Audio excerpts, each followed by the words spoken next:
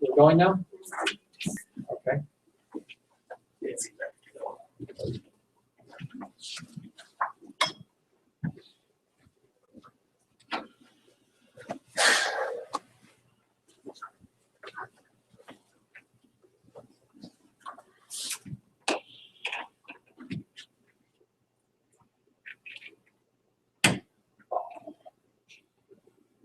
Ready?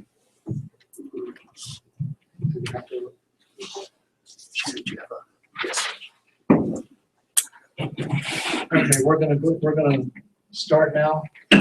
This meeting of the Livingston City Commission is called to order. Roll call, please. Chairperson Bennett, Present.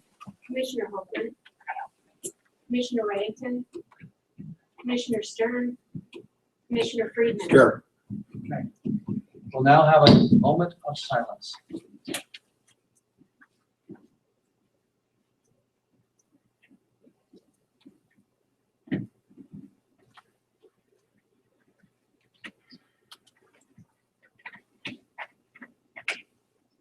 Thank you very much. Please rise for the pledge of allegiance.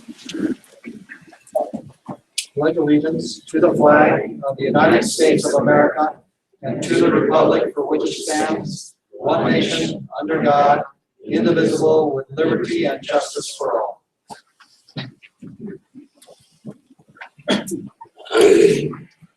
All right, as I previously mentioned, but I'll say it again since some people have arrived since I mentioned it before we started. We do not have a quorum tonight. We need 3 commissioners in order to act on any issue before us. Commissioner Hoagland has a set of twins whose birthday is tonight. She could not miss that for tonight. Commissioner Reddington he had to take care of children because his wife was counting ballots. And Commissioner Stern's in Asia, so it was a little long flight to get back on that.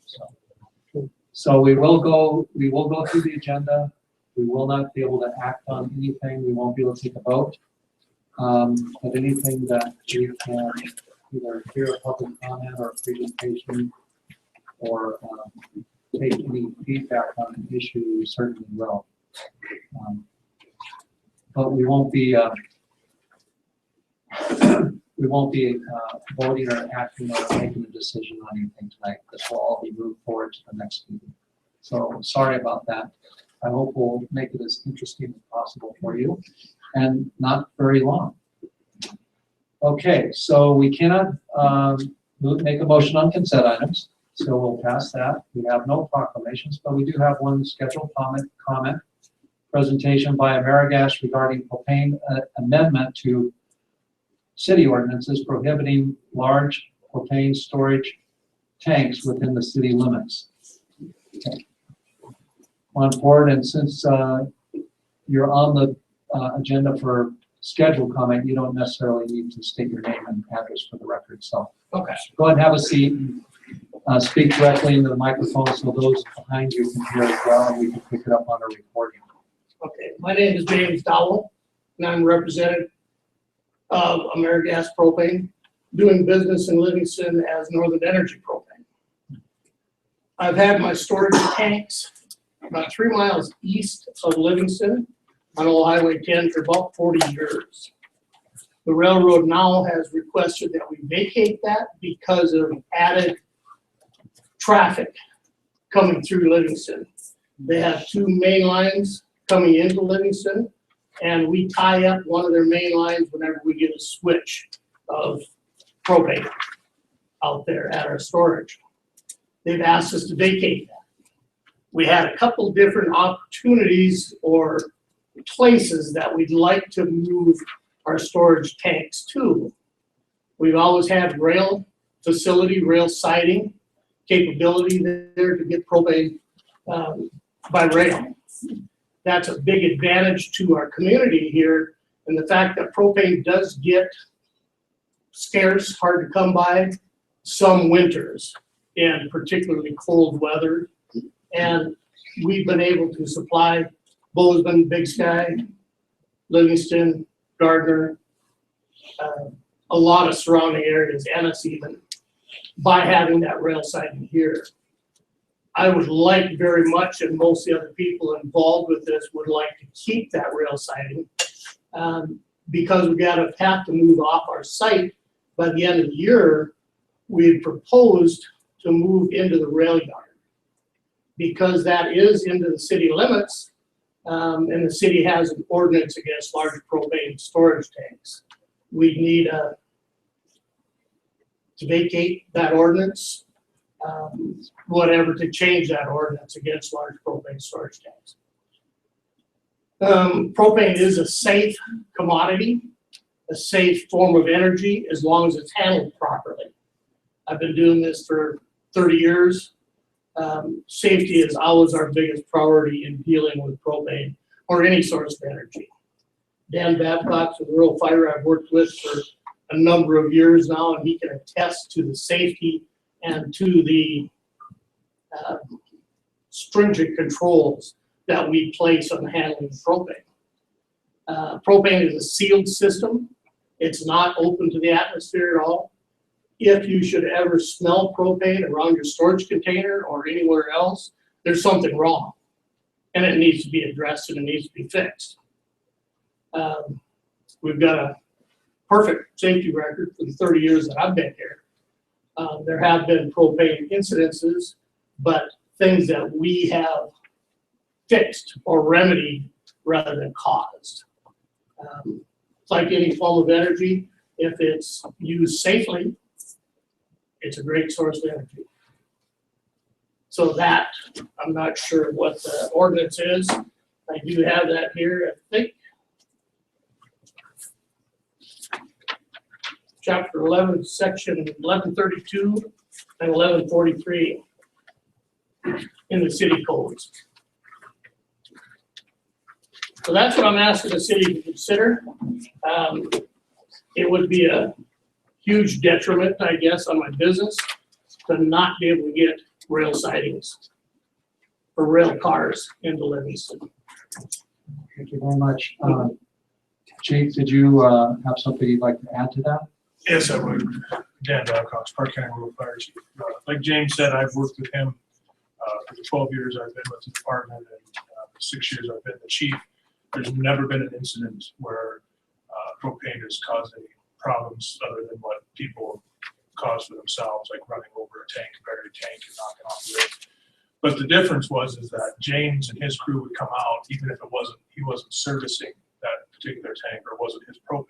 His crew would come out and help us out with it. The other side of it is that, as many of you know, the rail yard has many of those cars in it all the time.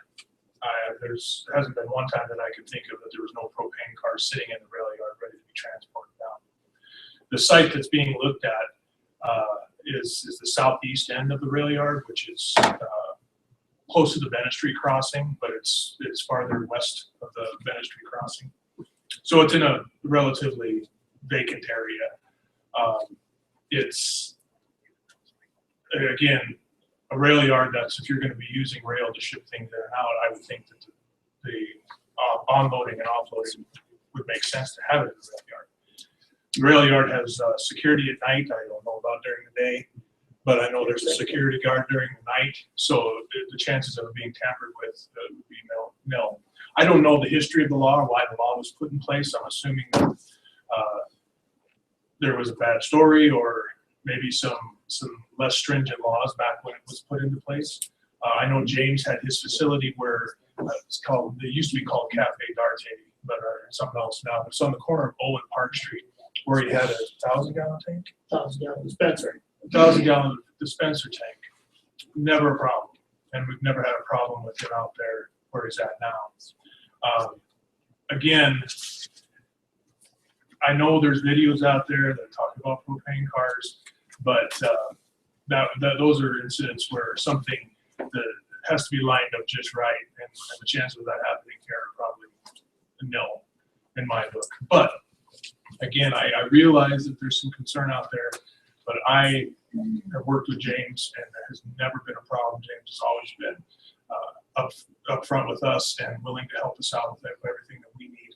So I think it would be, and I guess for those of you who've lived here long enough, there was one explosion involving a gas, and it happened here in town from natural gas. And there hasn't been one in Park County that I know of due to propane.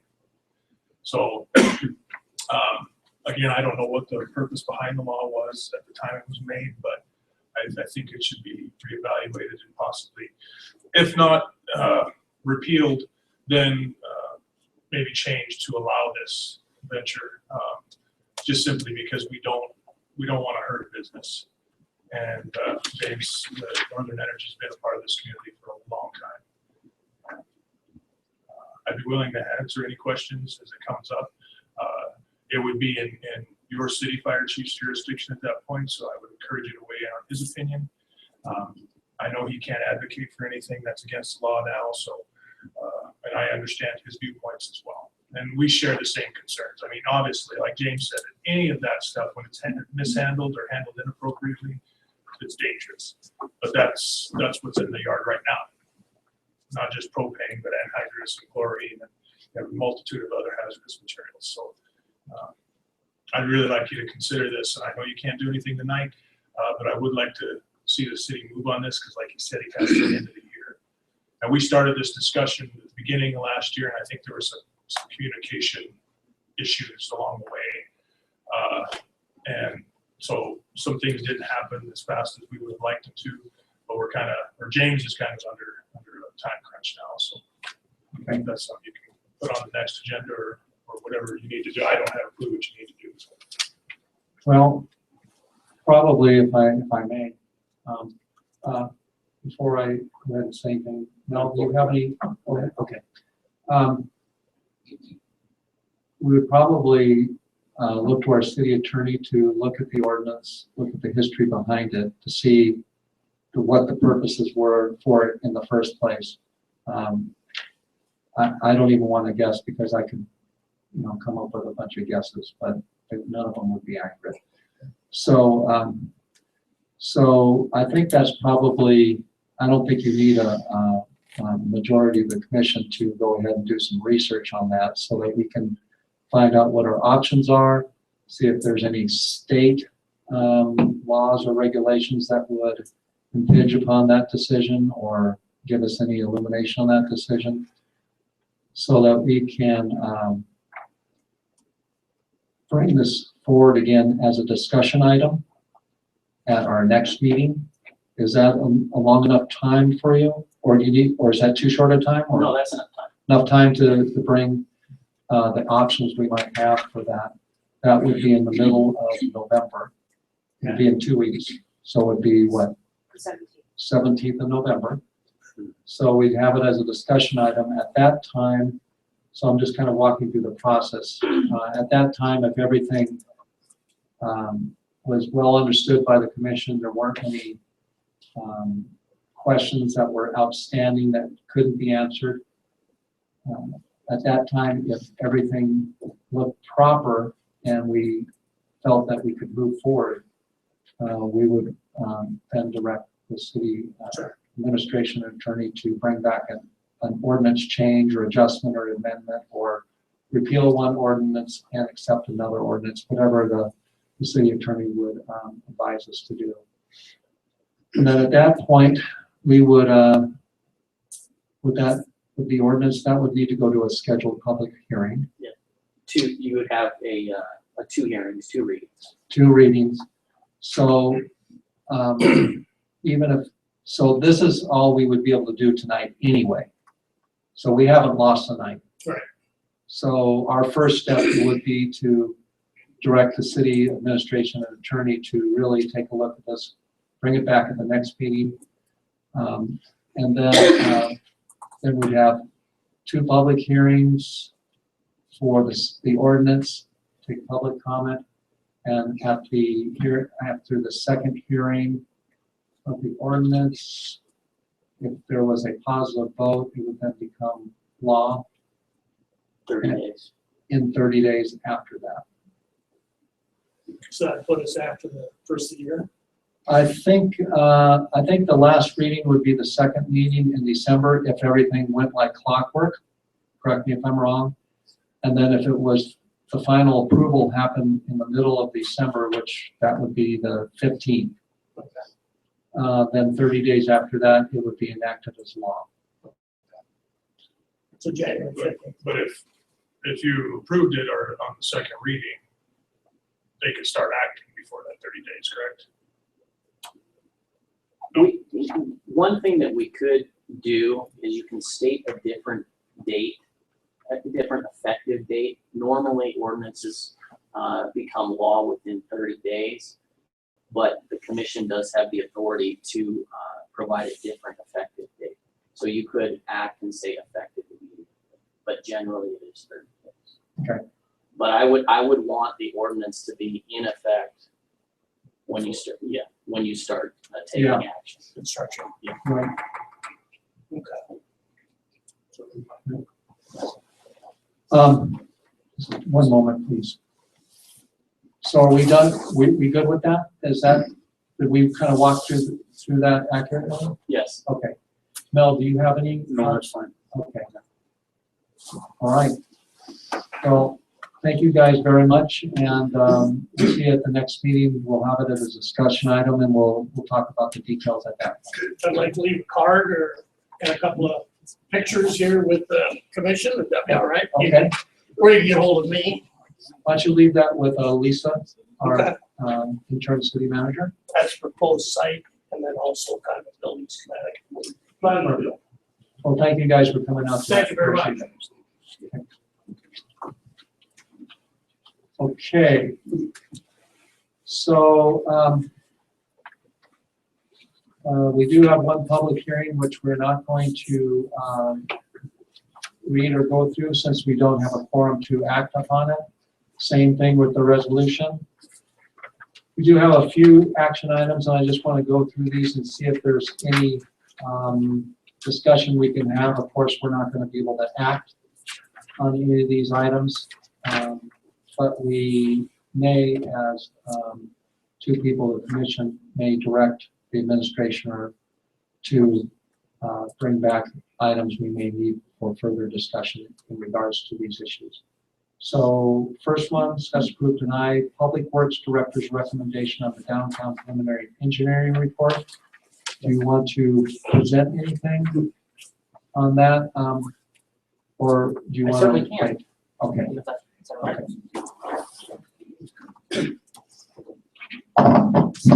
Good evening, Mr. Chair and Commissioner Freeman. First of all, I'd like to just give a little background on this downtown preliminary engineering report. It illustrates a very positive collaborative effort between the City of Livingston, the Downtown URA, and Prospera Business Network. And those three entities basically generated a scope of work, and TD&H Engineering was selected to provide the report for that scope. And if I recall, that was a contract that the City Commission approved about a year ago, actually. So what that report actually does is it compiles all the previous planning documents that have been done for the downtown area, and some of those I can mention are certainly the Entrenco study, the Livingston Streetscape Design, the Urban Design Framework Master Plan, and then even a more recent document like our Water PER. So we now officially have a comprehensive document that provides all the recommendations from previous studies, and I'm looking very forward to the City Commission accepting that and then implementing that into our future CIP plans. So we cover every topic from water, sewer, utility work to any of the downtown design elements that have been recommended in those reports. And we have cost estimates that are up to date. And so we're very excited to present that to the commission. Certainly Keith can do a brief overview tonight if you'd like, or we can certainly get him to come back later to give a more thorough presentation. So I guess with that That being said, I'd like to introduce Keith Waring, who, if you don't know, is our city engineer. He works for TD&H. And my last statement will be, this is going to be a living document. So one of the nice things about Keith and TD&H, since they are under contract with the city, is any revisions or amendments or anything that we need to do this as we move forward, and we will make those, and we will put the proper addendum and date that, and then put that on our documents of interest on the city website. So Great, so we'll have everything in one central location. it is in this binder right here. So Right. and if I might, Keith brought executive summaries for me to hand out. Great. So we'll make sure that all the commissioners have these in their boxes. Okay, thank you very much, Sean. And Keith, if Up to you. yeah, no, if you would just be real brief tonight, keep it down to about 5 minutes or so, that would be great. And then if you'd be willing to come back when we have a full commission back here next meeting. Actually, we won't have a full commission next week because Adam will be here. Is this something that has a timely requirement from the commission to act on? I think historically, when we've had planning documents, the commission has, that's been an action item, and they have accepted those. And basically, in my opinion, that gives the administration acknowledgement that it's been an accepted document. We can implement that into the CIP or any other budgetary thing. Okay, so if we didn't accept this until the first meeting of December when we had a full commission here, would that be acceptable? I think so, yes. Okay, does that sound good? Okay. All right, so why don't we, if Keith, if that's acceptable Sure. to you, if you come back on the first meeting in December and then present to the whole commission your entire presentation, then we would all benefit by that. Okay, well, I'll just give it the quick Yeah, give us the, quick overview. I don't know if we want to hit the PowerPoint up or not. Once again, my name is Keith Waring. Thank you very much for the work. I'm with Thomastina Hoskins. I don't know if you need my address, but we're at 234 East Babcock, Suite number 3 in Bozeman, Montana. Just a quick thank you for the work. I guess the first thing, we'll just, like I said, we can go to the next screen right away. First thing is just the area that we were examining in this report was from Park to Geyser, and also from Second over to B Street. This is kind of the downtown focus area. We can move to the next slide here. This is called our phasing plan. This is our 8-year capital improvement plan. This phasing plan replaces the 10-year capital improvement plan that was done before. We kind of reorganized some of the work. We did that to hopefully minimize the chances of doing something and then have to come back and fix it later. We done a cost estimate for each one of these phases. I've got at the end of this, I got just a summary sheet on the cost estimates for the 8 years. We can go to the next screen there. This is our water facility plan. I apologize, it's not coming through very well on the screen there, but just quick couple notes on it. Most of the water mains you have in this area of town range from I believe 4 to 12 inches. We'll be replacing all of the 4 and 6 inch mains up with a minimum size of 8-inch main. The only other notable thing that we're doing different, we're going to be replacing this water main as we go through town. The only other notable thing is we are extending the 12-inch on Geyser Street an extra half block. So in the future, we'll have what I call a 12-inch loop kind of on the bottom of on Geyser that we can use to further expand for future development that might happen in the south of town. As we go through, we've made some checklists in the report kind of about, remaining compliance with, you have to bring your water system into compliance with DEQ requirements today, we don't go to replace it. So that's another reason why we go from up to the 8-inch mains. Keep going to the next screen, please. The sewer facilities. The major things on this is we are looking at, you currently have 2 sewer mains in Main Street. We're looking to eliminate that and bring that down to 1 sewer main. There are some 6-inch sewers in town still. Those need to come up to 8-inch sewers. Once again, we'll be ensuring that compliance with all the current regulations with DEQ. Want to go to the next screen. I'm calling this dry utilities. And what I mean by that is we're looking at getting, this plan kind of outlines electrical conduits, future internet conduits. We have talked to the CenturyLink Northwest Energy and Charter about the facilities that they might want to upgrade. There's also working with the URA, there's been some talk of some portals. I'll go into those a little bit later at the end here. But we're getting power to those locations as well as part of this plan. We can go to the next screen. This is kind of just our vault flow chart.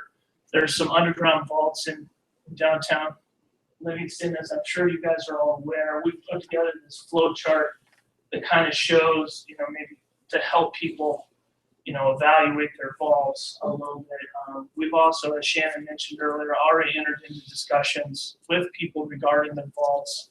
We had a very successful meeting, I believe that was just last Thursday. And we're having another one on the books for Thursday the 19th.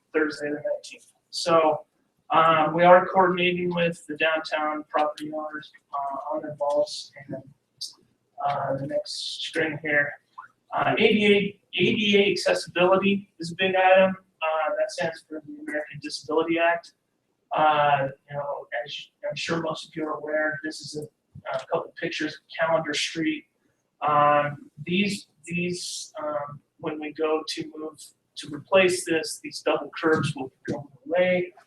We have to make everything handicap accessible, which brings me to my next screen. We did, as kind of maybe a little bit outside of our scope, but when we were working on this, we needed to make sure that our plan was going to work.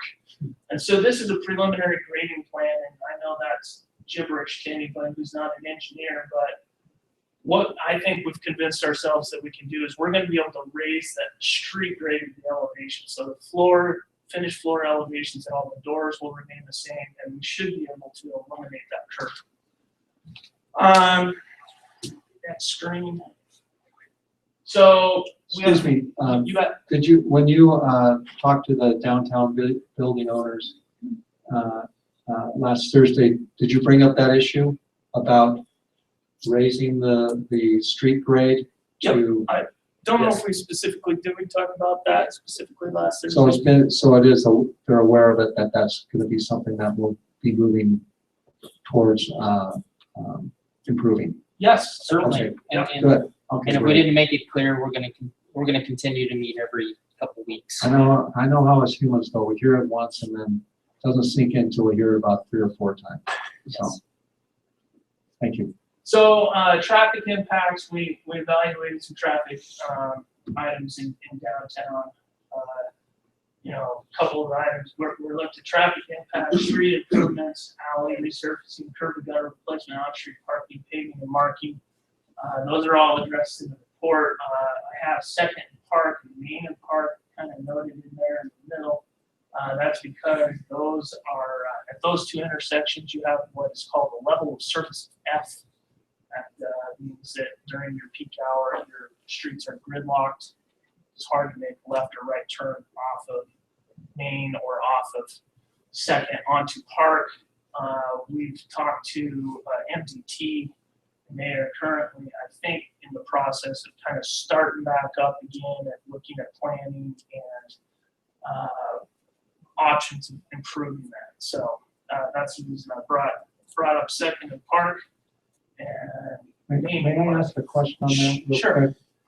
I know this isn't till 4 or 5 years down the road before you get to that point, but just so people ask, I know that Second and Park has been indicated as an F grade. Main and Park is as well?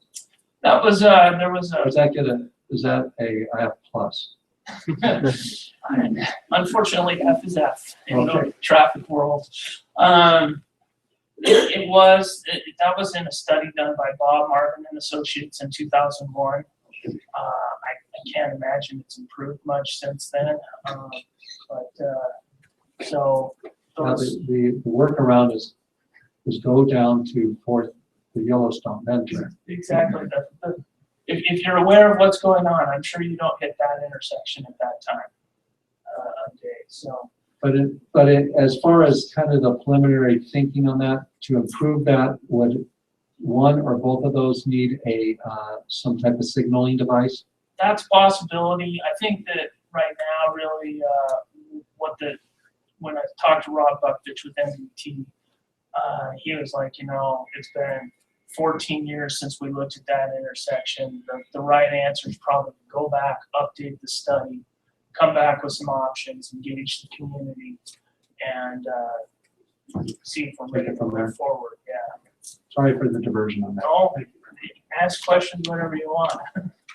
So the next item here, civic spaces, sidewalks, and surface amenities.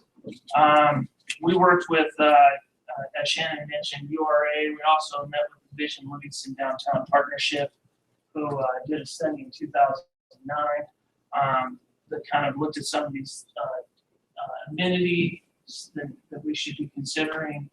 This is a graphical representation. It's not necessarily the final product type deal, but one of the things that working with the URA we talked about is that these portals, I understand there's been a little misunderstanding about portals, but what those are is more or less they're going to just be these big, tall vertical poles. They're not going to cross the streets. They're going to be located. The current plan, anyway, is to propose to locate those at the alley between Park and Calendar on Main Street, and then on the intersections of Main and Calendar, Second and Calendar, Second and Lewis, and Main and Lewis. And they're at each one of those intersections, there'll be 4 poles. We'll get electrical conduits to them. They'll be available to hang banners across, but not all the time. There's a lot of discussion about protecting the view shed, down Main Street, Christmas lights, street festivals, et cetera, et cetera.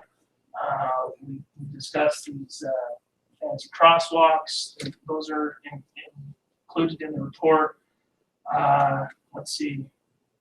Even though there's trees shown on here, it's been very clear that there will be no trees on Main Street. We also talked about street furniture, street lighting, benches, trash receptacles, and bike racks. We've got a couple more pictures in the following 2 frames to just kind of show just some more schematic design that's included in the report. And then just to wrap up, the last page, I kind of gave a cost estimate over the next 8 years. This is broken out for the city's cost, the URA's cost, property owner's cost, street light district engineering fees for each year. It is worth noticing as we go forward in time, we have applied a 4% inflation factor to our cost estimates. And each one of these phases is broken down in costs in the report. And I think the last thing to just tie it all up with a bow is as soon as the commission approves this document, I think it is going to be listed on the website. Yes. And so it'll be available for the public to view. And as Shannon mentioned, it's going to be a living document. We got thick skin. If somebody wants to change something, we're willing to talk and go forward from there. So thank you very much for your time, and thank you for the work.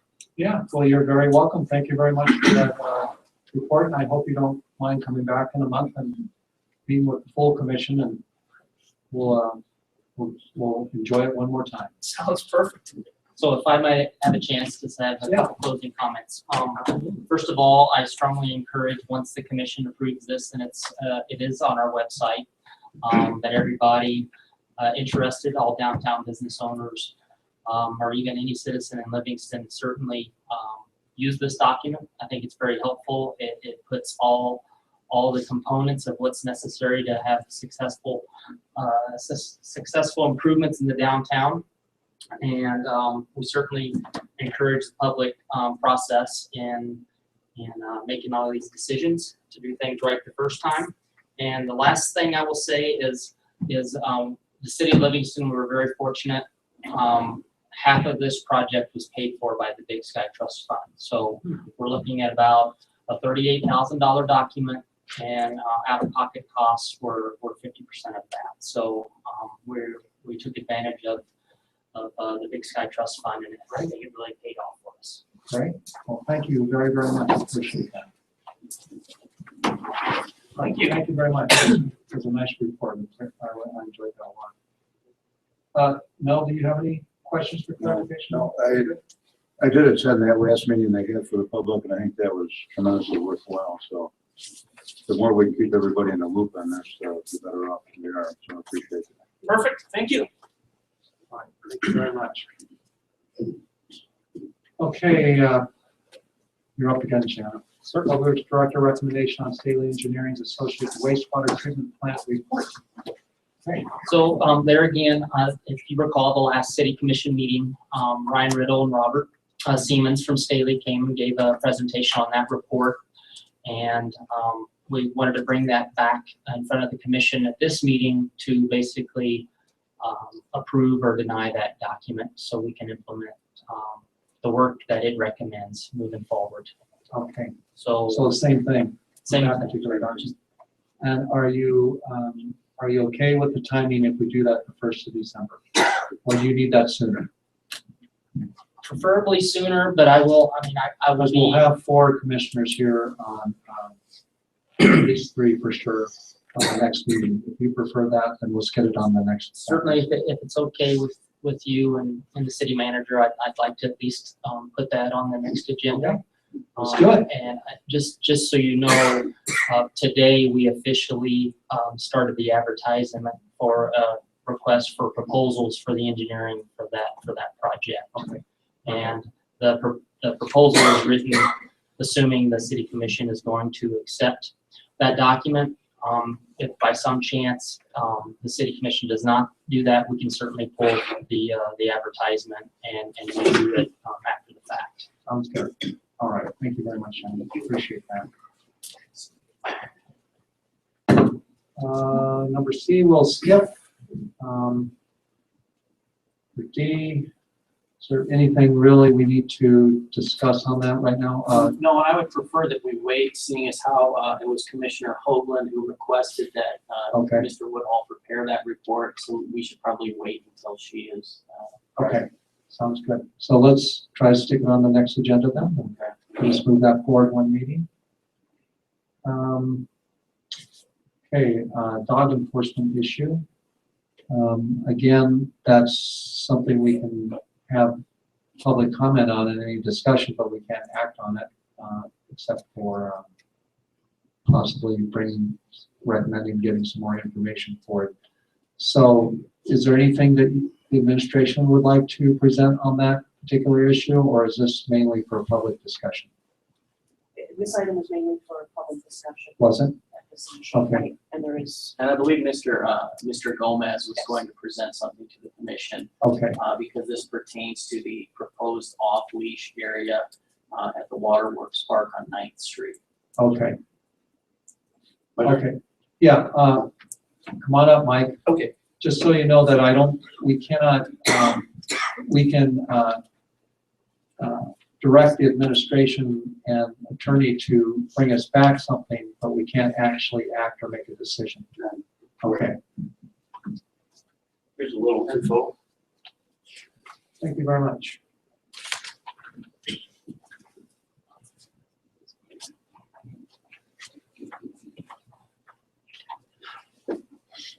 So Mike, if you wouldn't mind, just state your name and address for the record.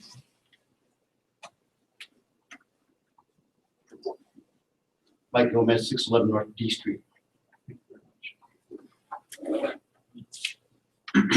Okay, so basically the question that came up is, should the Waterworks Park be turned into an off-leash dog area? I guess traditionally, for the past 10, 20 years, whatever, most people have thought it was an off-leash area, and they treated it as such, until the signs were put up, and people realized that it wasn't an off-leash area. One thing about the Waterworks Park, it doesn't have any amenities. There's no picnic tables, benches, trash cans. There's some trees in the top, but there's nothing in between there. Talked to the animal control officer, and in 9 years, she has not received a single complaint about the park. This was when the people were treated as off-leash area. So I wanted to thank her.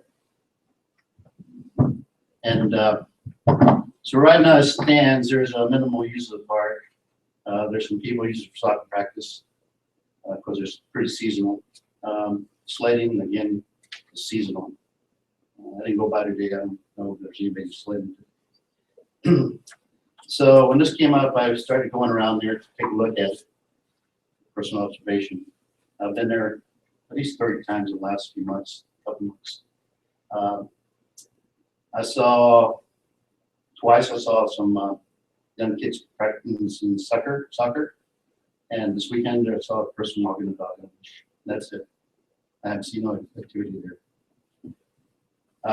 So we put some surveys out there, and a lot of the surveys say that the park is basically deserted since the signs went up. And on one of those surveys, 2 people who live right across the street from the park said that since the signs have gone up, the activity is basically ceased. And before that, it used to be pretty active, with dog walkers and stuff. A lot of the opposition to the off-leash area is concerning children and dog cleanup after the dogs. And there was some concern about interaction with other dogs. People were worried that the dogs might get in trouble with other dogs. So, did several surveys at the bottom of the page there. I'll list the results. So there is a slight majority that want the park to be off leash. And recommendations from the Parks and Trails Committee on September 23rd, we voted to support designating the water park as an off-leash area. And this would require a change to the city ordinance, which is listed in the back page there.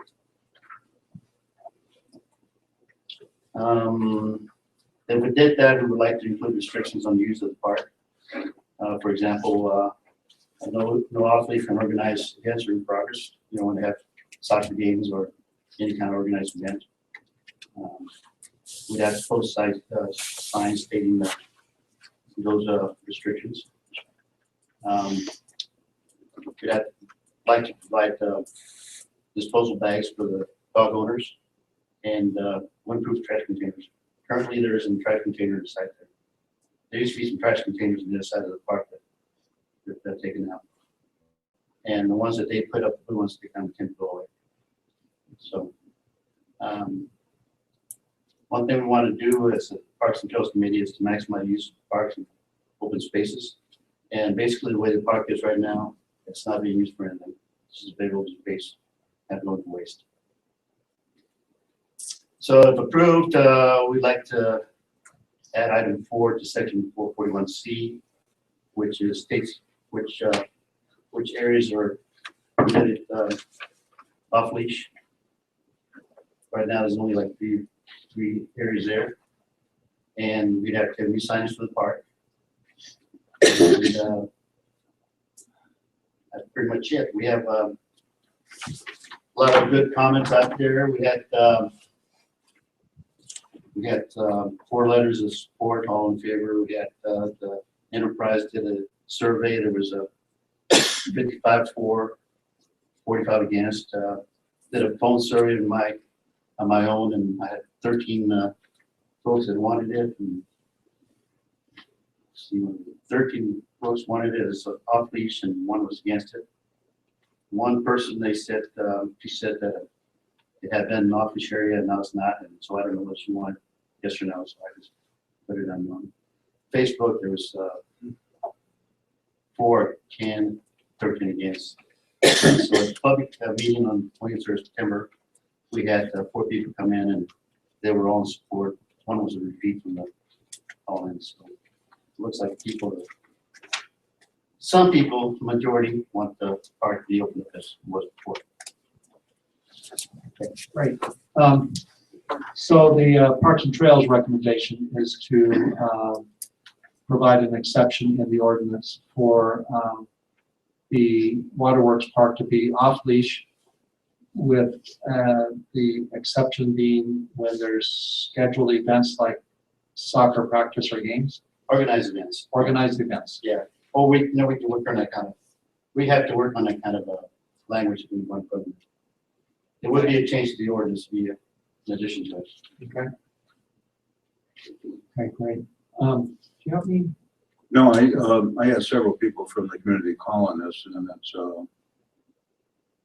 I think it's a good idea, because we don't have, as far as close to the usual places, Sacramento Park, this would be a definite place that they could do it. And it might take some pressure off the park itself, but I think it's a good idea. I had no negative calls, but it seems like the general public wants it. So I think the soccer, we have brand new soccer fields, plus we get the park itself. That seems that they could relocate that event for the younger kids away from there and keep that activity free if they could. Well, I don't see a problem with that kind of thing there. The soccer's always been there. In the many years I've been here, I've seen soccer kids practicing. Yeah, And I don't think it's much to ask dog owners to keep the leash on the dog when they're practicing games. It's only one of the people in the committee told me how many times they practice. It's kind of like 12 times a year. Yeah, it's during the fall between late August and early October. Really is all that they use it. But I don't know with the new fields, have they actually still been using it this year? Did they use it this year? Okay. yeah, that's Well, if they're still using it for practice, Well, they use fields there. They use the ones in Sacramento Park. Yeah. And so there's always soccer. yeah, there's- Baseball, everywhere. soccer. Yeah. I don't see a problem with that. I think just ask you to just keep leashing their dog just for a short time. It's only what few hours of practice, whatever it is. right, right. Yeah. When we say organized events, they ever use it for like, I don't know, maybe somebody wants to go a wedding or something. Right. Some kind of event A birthday party or something. Yeah. Thanks for this report, Mike. This is. Yeah, that's really good. Thank you very much for the work you guys put into that. Don't leave yet. I just might ask a question here, and if you need to answer something, just don't be around. So I think that we could direct you to bring back an amended ordinance with this exception in it that we could review for the next meeting. Yeah. And are you fairly clear about the recommendation from the Parks and Trails Committee and how that exception would be integrated into the existing ordinance? Well, I have the report here, and I can also meet with Mr. Gomez, Okay. and we can come up with some proposed language for the quorum of the commission to consider. Okay, I can have that ready, next meeting. for the whatever next you'd like. meeting? Okay, so why don't we do that, and then we can have it on as a, would we have it as a proposed ordinance, or would we have it on as a discussion to I would move the ordinance forward? If we- I would prefer that we put it back on as a discussion Okay. item rather than Yeah. moving That's what I straight was to the thinking. ordinance and then. Okay, that's what I was thinking too. Do you have any objection to that now, or that's not? No, that's fine. No. So I So, think we have some people here want to talk about it. yes, I saw all those hands go up here earlier. So just to kind of give you an overview of the steps we would take if this was to go all the way to being an approved ordinance. City attorney will bring back the wording for the ordinance, a recommendation to integrate the exception into the ordinance. The will be as a discussion item, as he was mentioning. The majority, if the majority of the commission approves it to move forward, then the ordinance would be brought forward at a future meeting, probably the next future meeting for public, as a public hearing, correct? And go through 2 public hearings again, once again. So it would appear under, the first time we discussed it, if we went forward with an amendment of the ordinance, it would appear under section 9 of the agenda, which is ordinances.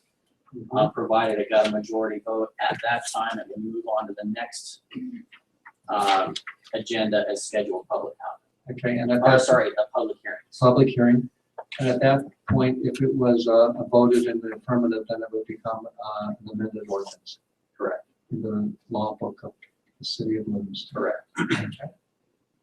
So just want to make sure everyone was clear about how the steps would go on amending that ordinance and moving it into. So that would at best, again, be the last meeting in December that would be enacted. All right, right. Is there any other clarification? I know that some people Oh, like to come up and. There was one other concern was the sledding at on the hill there.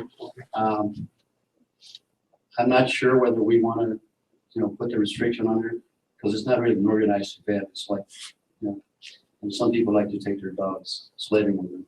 But then again, some people are concerned about the safety of dogs and sledding kids and stuff like that. So we're open to, advice on whether we want to keep the dogs on leash and. Why don't you work that out with the city attorney? And you guys discuss that and see what the right way to go is. And whatever's brought back, if we need to make some nuances, adjustments to it, after the commission's reviewing it, we can do it at that moment. That's fine. Is that okay for you, Mike? Yeah, that's okay. Okay, good. All right, thank you very much. Appreciate all the work you put into this. Thank you again for heading up that Parks and Trails committee. All right. Anyone who would like to talk on this subject, come on up.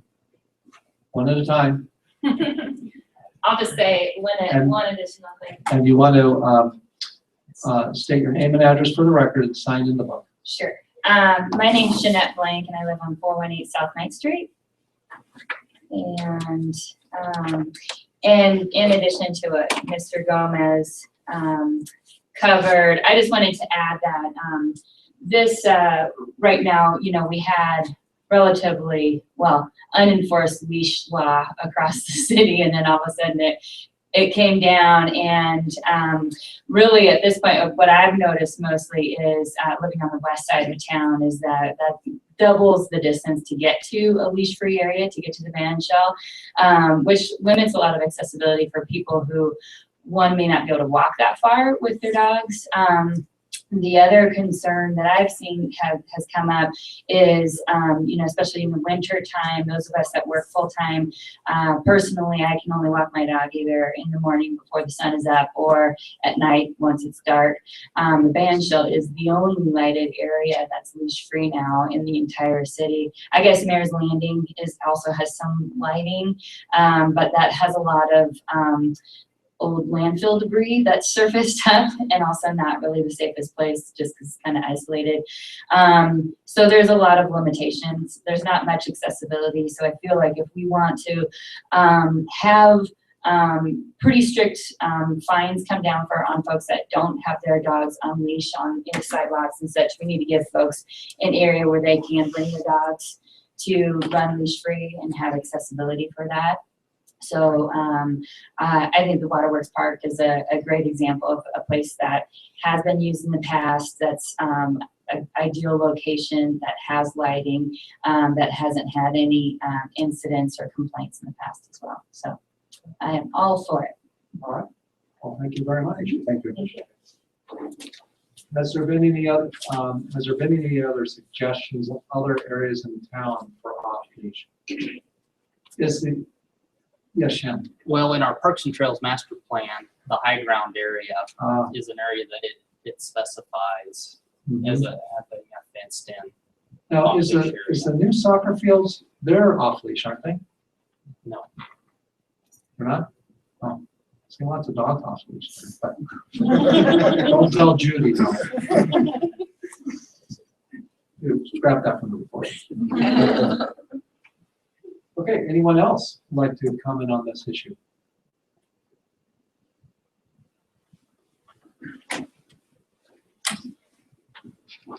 I'm Catherine Borneman, and I live at 310 South 8th Street. We just signed in, so I want to do two things at once. I've come on this issue quite a few times, and I thought tonight that I might bring a map and just point out how many areas that are leash, that you're going to be on a leash in this town, and the city's done an amazing job of getting us all to be better pet owners this year, so thank you for that. I always go out with the leash now, and I always go out with my little bags in my pocket. I wish there were a few more trash cans, so I would recommend that we move in that direction also. And I just want to thank Mr. Gomez for, and the Parks and Trails for their really good work on this and doing surveys. I think everybody needs to feel safe and happy, but I go by that park every day, twice a day, and nobody uses it. And I'd really like to not break the law and be able to play fetch with my dog. So if we're not going to use the park for anything else, you know, and if people are really concerned about having dog issues, encounters, if you have a bad dog or a dog that doesn't do well, chances are you shouldn't take it to a, you know, an off-leash area. So that comes down to owner responsibility, but I don't think that lands on the shoulders of the city. That's all I've got to say. Thank you. Thank you very much. Appreciate it. Anyone else?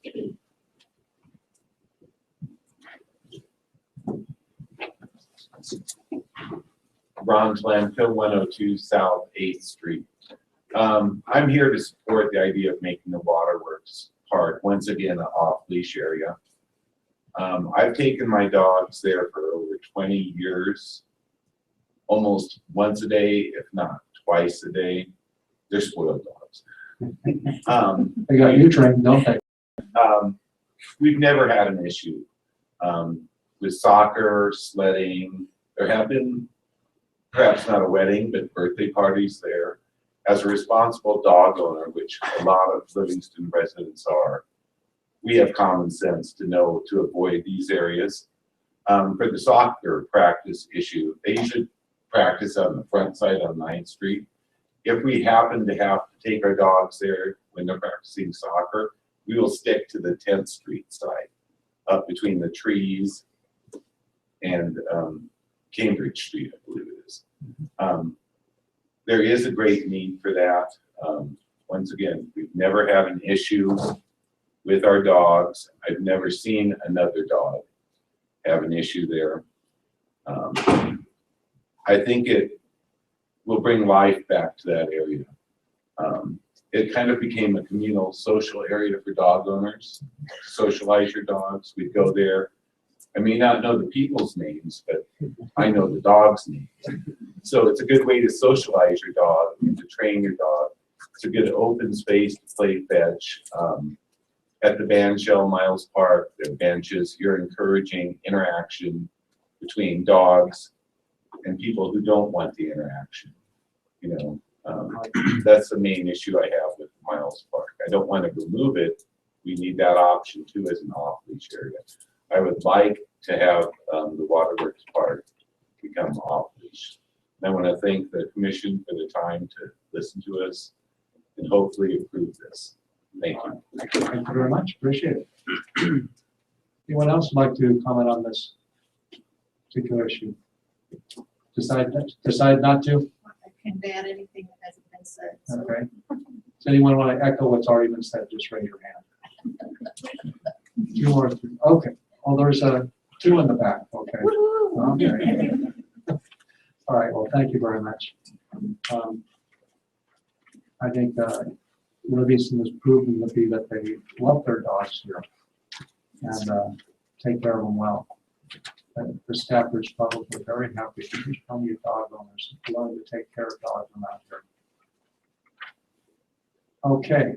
So so again, we've just so you know, we've directed the administration to bring back a discussion item with some wording for the amendment to the ordinance. So if you'd like to come back at the next meeting on the 17th and hear the discussion at that point or make any comments at that point, please come by.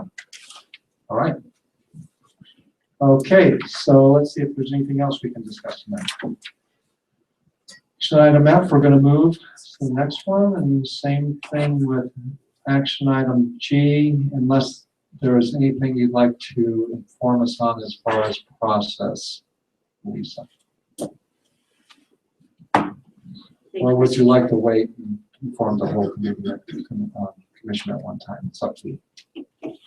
I will provide a brief update. and Okay. then provide a further Can you bring that a little closer, or is it cord short on that? Thank you. Right now, we're looking at drafting a complete job description that I will bring back to the commission as a basis for discussions for the city manager recruiting moving forward. And also, I've begun to get some quotes if we were to look to perhaps outsource that process for the commission to consider. And I'll have that information for you for next meeting. Okay. Thank you very much. Mel, is there anything you'd like to say on this subject as far as moving forward on that? No, that's fine. Okay. One thing I'd like to mention is I've talked to a few community people about this. I've never been through this on the commission before. This will be a new avenue for me. Last time the community went through this was about 9 to 9.5 years ago. But one of the things I'd like to see and have the commission consider, and I guess we can talk about this a little more at the next meeting, is I'd like to see a little community involvement in this process, and also key staff personnel as well involved in this process. I think that there seems to be a lot of interest, and I think there's a lot of value that people in the community, not just the commission, can bring to this process to find the right person for Livingston.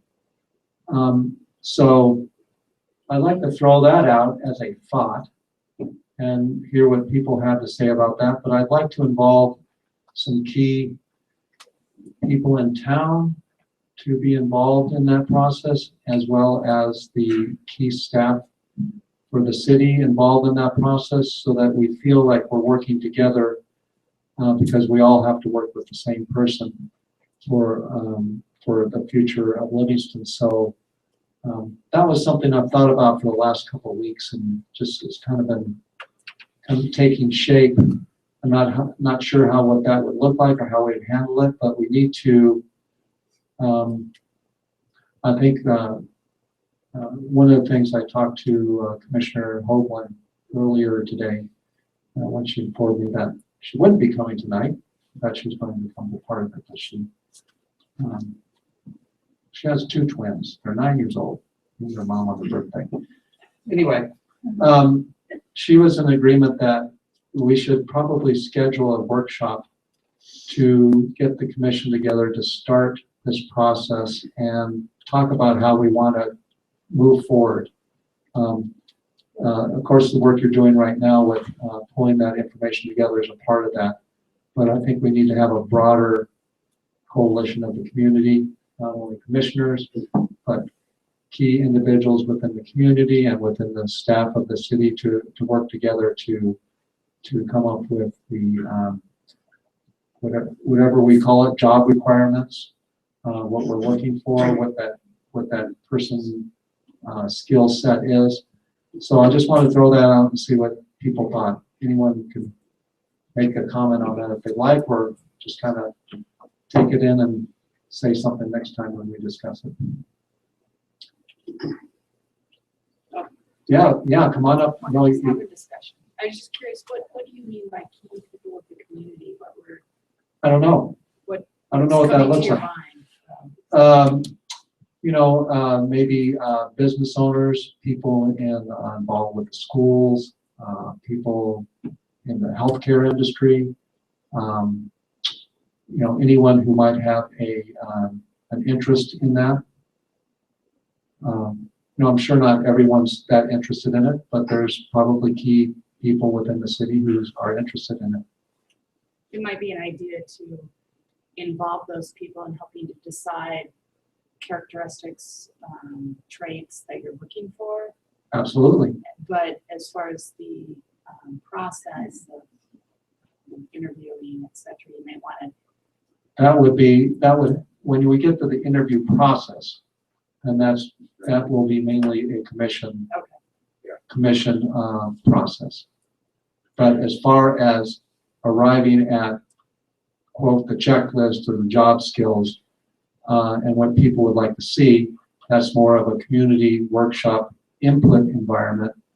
And we take that all in to craft that, what do we call it? We don't call it an RFP, we call it what do you call it for employment? Generally, it's called a posting. A posting. I knew there was a government term for that. A posting. Okay. Thank you.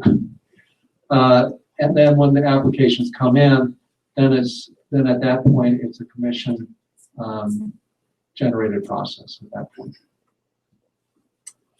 But at that point, the commission's already heard from the community to see their points of interest. Doesn't mean that everything that people are interested in, we will find in one individual. But I think it would be important to hear from the staff and the community on that. That's just my general thought. It's not an approved mission of the commission yet because we don't have a forum. What do you think about that, Mel? What's your thought?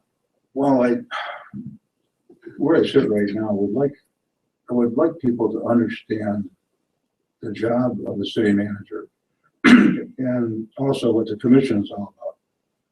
I still don't think that's very clear in a lot of people's minds. And we are only responsible for the city manager. He's responsible for the rest of the staff and everything else. But I think there's some things missing in understanding this job description. Also, I've been a manager for 40 years. When you have a contract that's at will, people are going to look at coming to Livingston and be a city manager. Wow, this is a difficult task to make. You're going to move a family and possibly buy a home and put the kids in school, and everybody says, well, it's a 3 to 5 year job.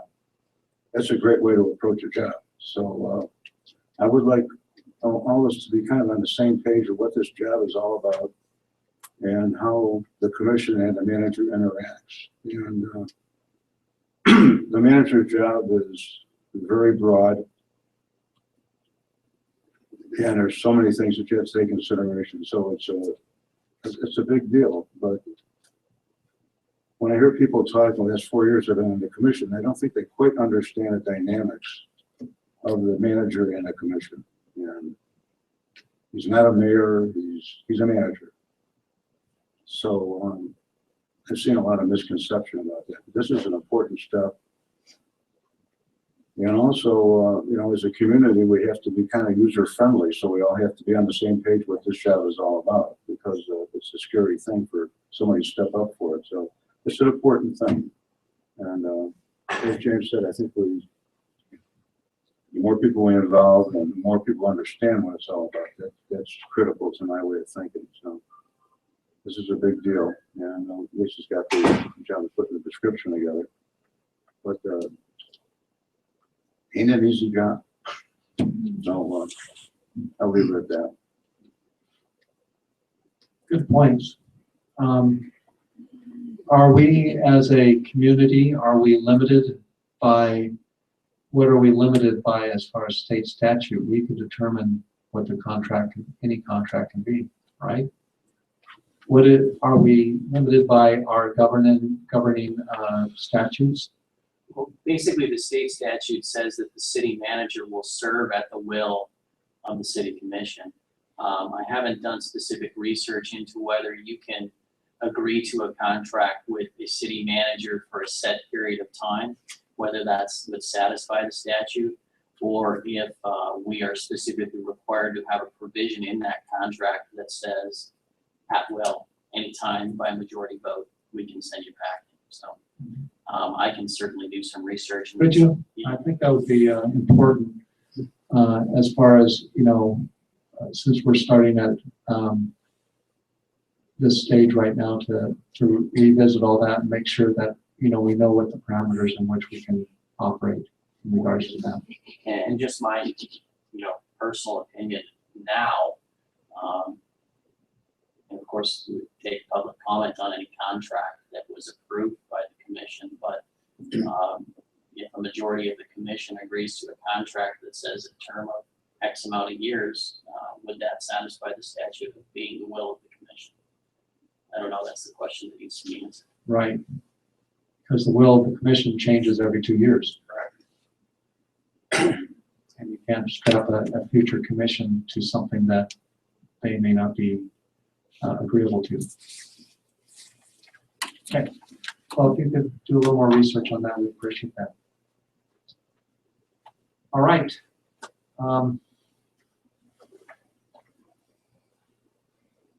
Interim city manager comments, do you have any tonight? I do. Okay. As I've stepped into this role, I would just like to thank not only the commission for their support that they've been offering in the last 2 weeks, but certainly also the leadership team, all of the members of the City of Livingston employees who've really reached out and been very supportive, as well as members of the community who've taken a chance to just stop in and how you doing? Is there anything you need? We're here for you. So just wanted to express my deep thanks as I endeavor in this. Well, thank you. You're very welcome. Thank you. City commission comments, Commissioner Friedman. Yeah, it was very refreshing tonight to have this water park thing come up with the dogs and have a positive answer to it. It's been a long time since we really had everybody on the same page, so boy, it's really gratifying. So I thank Mike for his research on it. But this is, I know it's been a contention for quite a few months, and it'd be good to put it to bed. And but it's good to see the process work once, really positive. So I say that, and otherwise, it's winter. Finally hit It is. The public announcement. on election day. First of all, I want to thank Lisa for her willingness to step into this position. This is not an easy position, as a lot of people who see what city manager does and goes through. So I want to thank you, at least one, from the commission. But 2 of us are here. Thank you for stepping in and being willing to do it, and doing it with a smile on your face. I want to thank the staff very much for supporting Lisa and working and coming together to provide the support she needs in order to get the job done. So thank you very, very much, each and every one. And I want to thank the community for your patience in this process. This may be who knows how short or long this process will be. It won't be this present commission that will make the final decision, but it will be the next commission who will be taking office in January, who will eventually make this final decision. So your patience is appreciated and hoped for in this process, so that we can do the best possible job we can in providing the next leadership for the next round of cycles here in Livingston. So that's all I have to say. Now, is there any public that would like to make any comment on anything? Yes, Mr. Collins.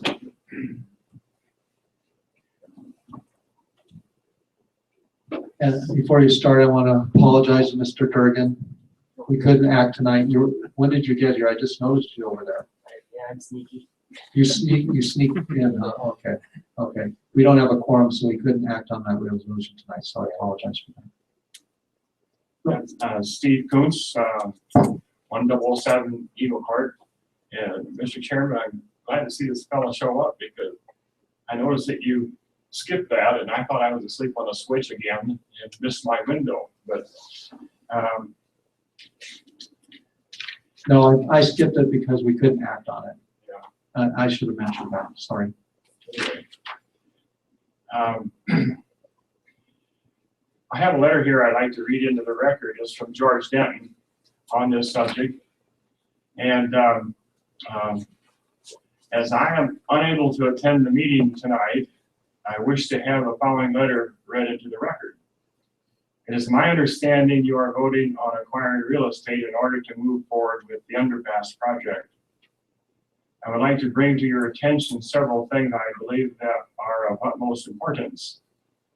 First, this proposed project, underpass, is totally in a stalled position for the following reasons. One, it is considered a very low priority project on a federal level, as it is not benefiting the overall public, but only a minor number of local residents. And on that, I'd like to add a footnote, like we were told here last spring that we lost the Tiger grant because Belgrade got it with the airport interchange ahead of us. And I had a hard time sorting that out because they handle 1 million passengers over there, and that's truly an interstate commerce thing that affects the the nation actually. And so that was a bit confusing to me, but I'll read on. So funding is next to impossible from the federal grant level. Second, acquiring all the necessary real estate to move forward on this project will stall the project into abandonment, as eminent domain is impractical due to impending court cases. I think Barry's referring to, again, I had a footnote, to the Voice property, in that you have to have that too to make the underpass work. And they have put their feelings in writing, and in no way will they cooperate or anything like that. So they're in it for the long haul. I read on. Third, the time to accomplish this project has already exceeded the initial proposal that was voted on. We all agree that another railroad crossing is badly needed for the growth of our community, and it has been shown that the majority of residents feel it's time to move forward on a safer, more economically, and extremely more feasible project as an overpass would accomplish. Consider the following reasons. One, funding of an overpass could be accomplished without federal money. By taking advantage of the railroad, the coal and oil companies will have drastic increased traffic through our community and have already set up funding for overpass in communities with impending traffic problems due to this increase. Second, this project, the overpass, does not require purchasing any additional real estate, but will enhance the current use of adjoining property. Third, I still believe the overpass project will be less expensive and can be accomplished in far less time and is definitely more reasonable. Therefore, I encourage the commission to hold up on this for the time being. And I'd like to add a couple of my own comments on this. It looks to me like this purchase would be kind of premature under the current circumstances, including the political issues. It is a political issue because, well, we've got a petition signed by over 150 people that would prefer the overpass, the underpass. And like you touched on earlier, the political climate of the commission could change. And I did notice in the paper that the subject did come up at a forum that was held. And if the city goes ahead with it and it's not needed, that puts the city in the real estate business. And it's my view that the city does not belong in the real estate business. And so I therefore would encourage the city to at least hold up for a little bit on this one until some of these loose ends get sorted out. And in terms of real estate, it might be more prudent to try to work something out with Voice first and see where that's going to go. And so there you have it. Those are my comments. Thank you for allowing me to speak, and appreciate it. All right. Thank you, Steve. Appreciate it. Is there anyone who has any public comment at the end of the meeting?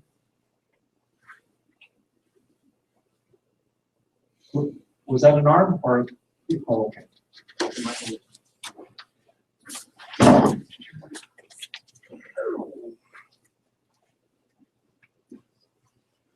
Mike Gomez, 611 North D Street. As I get older, I gotta start using these things. It's hard to see anything. Then I look at this thing over here and it says little dots. Oh, that's your glasses. Don't give me projector. Yes. It's been like this for years. I mean, It's on the budget for we have the money. 2021, right? Yeah, the budget for 2021. No, I think we're supposed to get, yes. We tried this one here, but it had problems. Sorry. And it was clear. I'll put it up for you. Buy it. Okay.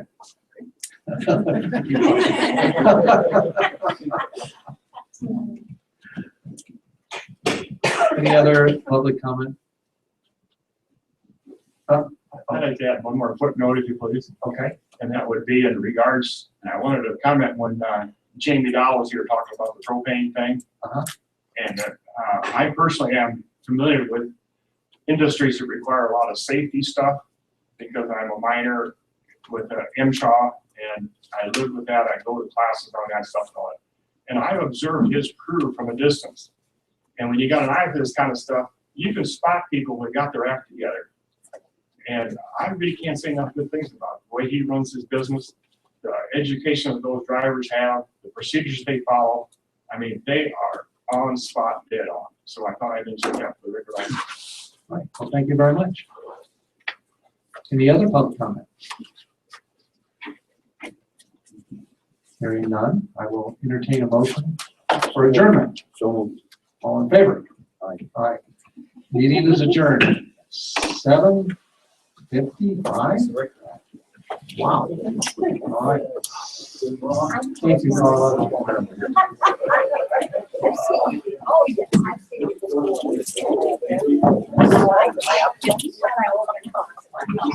Keep doing this.